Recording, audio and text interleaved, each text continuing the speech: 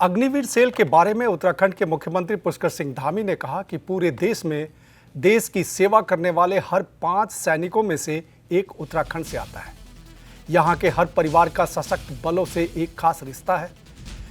एक ऐसा रिश्ता जो पीढ़ियों से चला आ रहा है, न कि सिर्फ आज का है। अग्निवीर सेल बनाने के अपने मकसद के बारे में बताते हुए धामी ने कहा कि यह पक्का करना है कि सेवा से लौटने वाले सभी अग्निवीरों को यहाँ किसी न किसी तरह रोजगार के मौके मिले। हम चाहते हैं कि उनकी सेवा जारी रहे और उन्हें मिलने वाली बेहतरीन ट्रेनिंग और शिक्षा की वजह से वे हर तरह से फिट होंगे और किसी भी क्षेत्र में काम करने के काबिल होंगे। हम पहले बैच के आने की तैयारी कर रहे हैं और कैबिनेट ने पहले ही खास अग्निवीर सेल को मंजूरी दे दी है।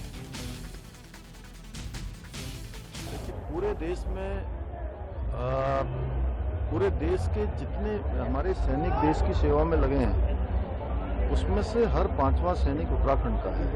देवभूमि का है। हर परिवार से सेना का यहाँ पर रिश्ता है और रिश्ता आज का नहीं है, पीढ़ी दर पीढ़ी है।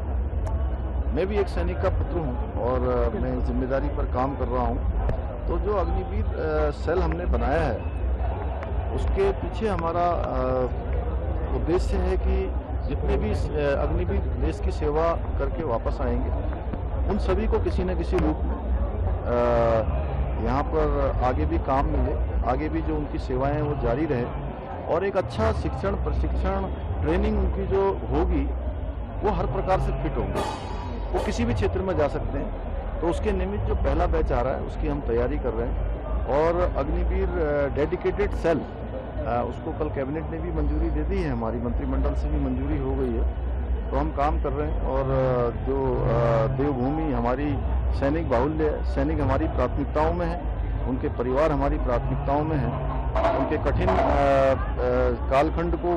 देश की सेवा में लगाकर वो वापस आते हैं, इसलिए जो भी सरकार उनके वेलफेयर के लिए अधिकतम जो कर सकती है वो सब करेंगे। मैंने हमेशा से इनको कहा है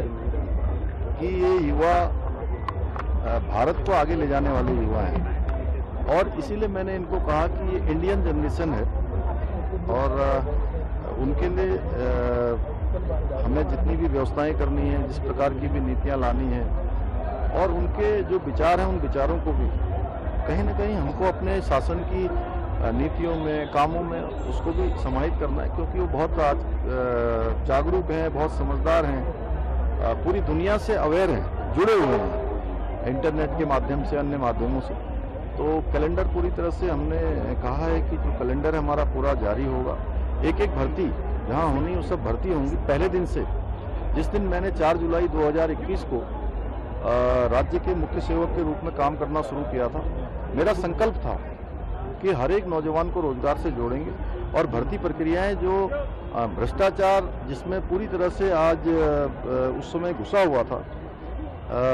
पारदर्शी परीक्षाएं नहीं होती थी, पेपर लीक होते थे, नकल माफिया हावी होते थे। हमने कहा कि हम नकल माफियाओं के खिलाफ भी कार्रवाई करेंगे और नकल माफियाओं के खिलाफ हमने कार्रवाई भी करी और भर्ती परीक्षाओं को पूरी तरह से पारदर्शी बनाया। 34,000 से अधिक नियुक्तियां बिना पर्ची और बिना खर्ची के